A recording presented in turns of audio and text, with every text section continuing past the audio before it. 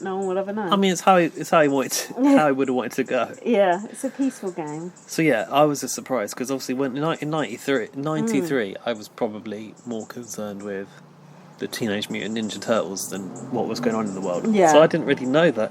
No. Like, for this long, we've been living under the reign of terror of Al Qaeda since 93, but everyone was like, no, it's nothing, until they came back in a big way. I think, it came back with a big sequel.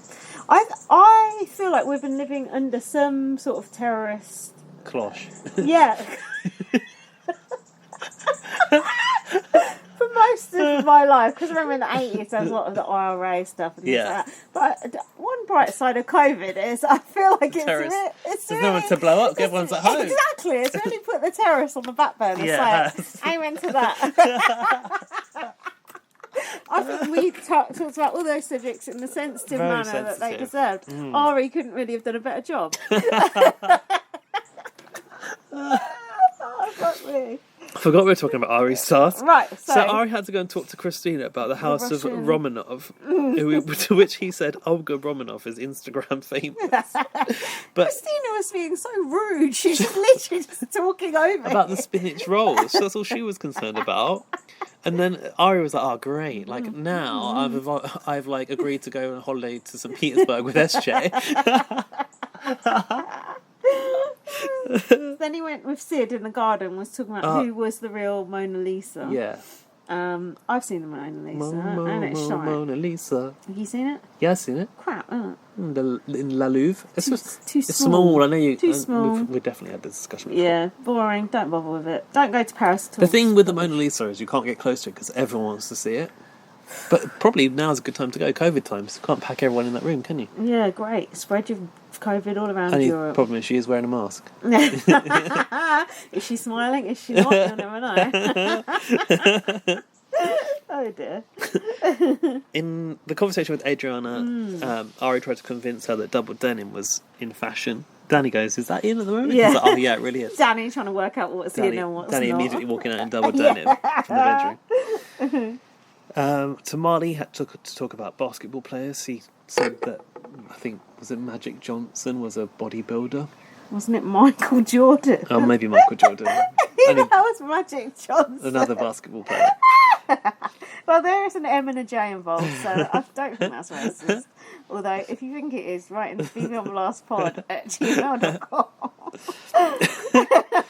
What was about an auctioneer with Danny? It's some sort of auction. What? As if Danny's a professional auctioneer. Is that one of Danny's old jobs or something? Oh, maybe. I wouldn't put past him. Was that why he was doing it by the pool? Maybe, yeah. Maybe.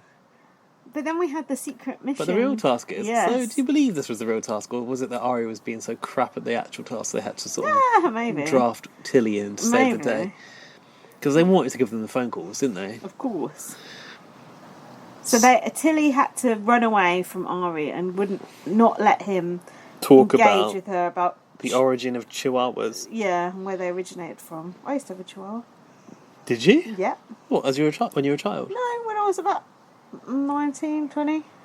I decided to buy a Chihuahua and have it as a pet, which is a fucking stupid thing to do. Yeah, I'd say. And after about 3 months, I realised I had no hope of looking after this Chihuahua whatsoever.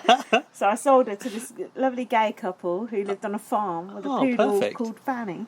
Oh, God. Yeah. What was your Chihuahua called? Tia. But I didn't call her that. She was called that when I got her. But when I say to people, Tia went to live on a farm with some gay couple, everyone thinks, yeah, you went and had her put down, do you know what I mean? But I didn't. She did go on that farm. Why would that be? Because I think when you send someone to the farm, I think that means you have them killed. Like, you take them out back and shoot them. Oh, I see. But she actually did go and live with... And they sent me, message saying she's doing really well. And blah, How blah, is she blah. now? Probably dead. That was 22 years ago. Definitely dead. Never writes anymore, selfish cow. She sent me a paw print back in the day, back in the 90s.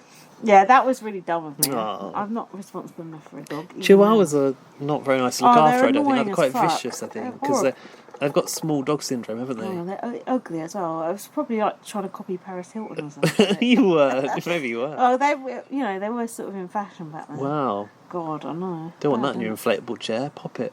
Wouldn't it? I did used to have an inflatable chair as well, of course. Of course you did. Me too. I had an orange one. So yeah, Tilly was running away from Ari, and she said, Marley, come and talk to me in the cave. So when Ari came in to try and talk, it was like, oh, can you please give us a minute, we're having a chat sort of thing. And then she took Danny to the bedroom, and Arlie was like, Arlie, isn't that the guy from Kunda? Oh, God. Ari was fretting about failing the task. However, Tilly saved the day, and it was passed. Tilly did that well, I thought. She did very well. Yeah, it was good. The calls. What do you want to say about the calls? There's not really much to say, is there? Some people shouldn't get these. Oh, like what you said. They should only give it to half the people, not the other half, to ramp up the drama. You're right about that. You're so right. Danny... They're not interested in creating that division in No, BBAU. it's stupid. Danny was very emotional. Danny's son was like... that was fun. Danny was like, I'm still in here. And he's like, yeah, I know you're still there, or you wouldn't have called. And he said, yeah. He goes, I know you're still there, otherwise you would have called hopefully. And then at the end of the call, his son goes, oh, we need to have a chat about your car. And it's like, what? Danny's like, what? That was so good. JK. Oh, I like Danny's son. I want Danny's son to be on the next season. His son was like the complete opposite to how Danny is. He was just very sort of straight. Do you know what I mean? Like straight down the middle, whereas Danny's just like a mess. Yeah, that was when I found out Adriana had a husband, which I did not know. Yeah. Why have I written Babe in capital letters? Babe, I don't know. Who's called Babe? I've written Babe, and then I've written Big Brother, ! That's really helpful. It's a really helpful note, so thanks a lot to someone myself. Someone called someone Babe, but I don't know who it was. Was it SJ's husband? Oh, I don't know. Sid spoke to his girlfriend. Ari spoke to his sister. Christina's mum came on. Tilly spoke to her mum. And Marley spoke to his girlfriend, Lynn. There you go. There you go. Then we had a shocking moment of the episode. Shout out Sid, you'll always be Judas to me, turning on his best friend, Marley. I was quite shocked. Sonia said Sid was playing big moves of his own. This is day 53. Yeah, Sid wanted to have a chat with Christina. He said that he's playing for himself. He goes, I could be a number if you want to do a deal to take out some big players. Weren't you shocked about this? I was really shocked. No, I didn't get it in him. No, because he's tried to turn in the past. He stepped up. Him and Marley, from the start of this episode, I learnt they were such good friends. Exactly, I was going to say, you've watched an edit at the start of this episode to make you believe, Marley and Sid are inseparable. However, there's been no fucking hint of that up until now. That's true. God, you're an editor's dream. Putty in the editor's hands. Gullible as hell. He goes, I could be a number for you, and it's dog eat dog time. Danny said, he must have said this in the DR, making a deal, it's a bit late. Oh yeah, he did say it's a bit late for deals.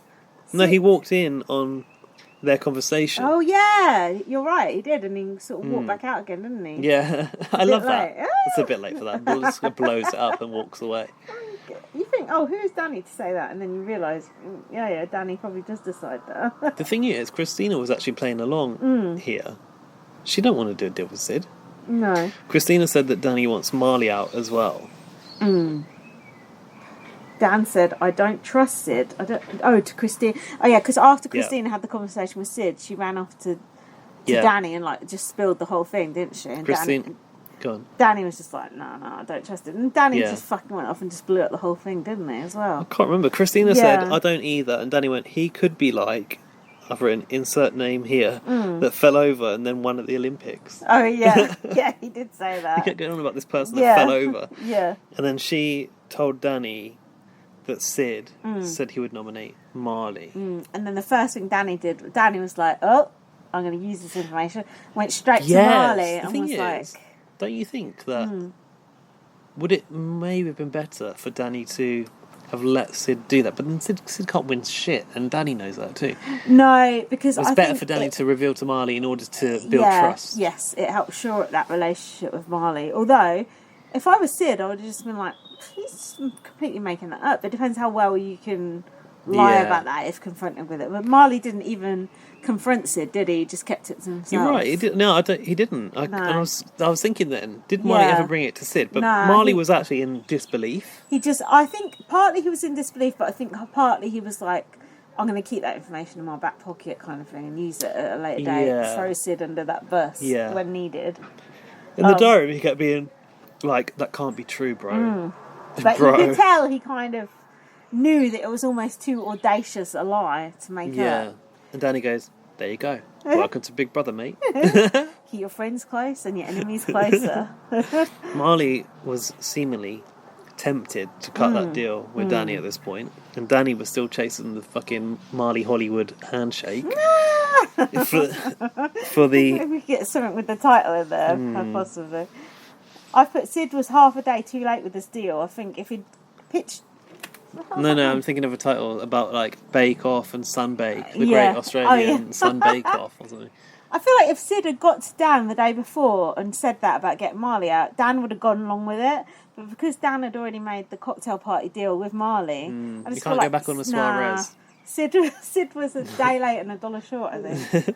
I'm starting to think Dan will get to the end, but the idiot general public, no offence Australia, won't vote for him because they think it's not fair that he's had a lot of advantage. But despite that, he has still played the best game. He is still the best player in that house. Definitely. Don't you think? But he has had a lot of help as well. He's had a lot of help, but if you look at the way he plays, it's very bold and kamikaze. It's not actually how you would expect a good game to work, but somehow he manages to push through his wants and needs every time. Yeah. And he can really twist people. Yeah, it's a flashy game. I think it is a flashy game. I think part of the reason his game works is he's just likeable. He's obviously fun to have around and entertaining to have in the house, and people don't really want to get rid of him because of that. Don't you think, though, to several people he might be unlikable? Yeah, I would have thought so long ago, but no one ever bothered to actually get him out, so that makes me think he must be fun to be around. Yeah, I do imagine. Is he likeable to the viewing public enough?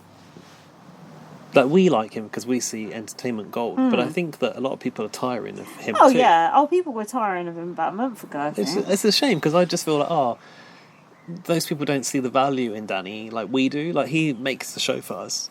Oh, people see no worth in you. Oh, but I do. a bit Morrissey for you there. Yeah. What I'm worried about those people are dumb. Fuck them. I think... So Alfie once told me about that people apparently... Or people in Australian production think that the housemates are too old. The housemates are too old? Yeah. What do you mean, mate? Why have they cast these old housemates? Yeah, these people are too old. Like, they want it to be more like young people, like Love Island or whatever. But yeah, more young white people, I think, is what we need. But we don't. More men. Honestly, more basketball playing, football playing, jock men. That's what we need. I honestly believe the strength of this season is the diversity of age.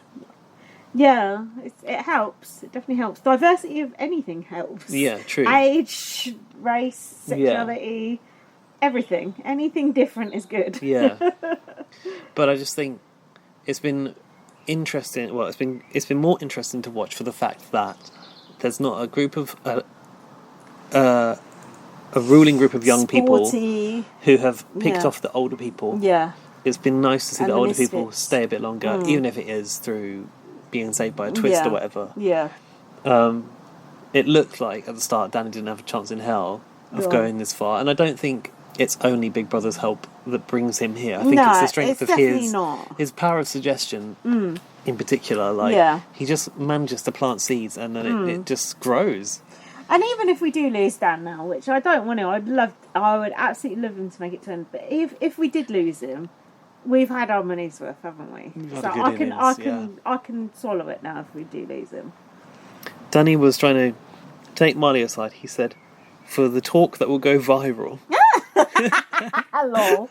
And he gets it, but he just needs to see Danny in action. Oh, that's what Marley said, I think. So he got the handshake. Nice. Danny is going to act like he's still with his alliance. It's like a covert thing. But he didn't. In the comp, he was cheering up Marley on again, and then fucking giving the bloody eye. Give him the eye. Oh, the BBI. Right. Hold on, there could be a Forgot about title. that. There could be a title in there as well. Danny said Marley was untouchable, and now I'm working with him. That's quite a story, I think. Even Danny can't believe his storyline. Stop making the eyes at me. I'll stop making the eyes at you. I did like the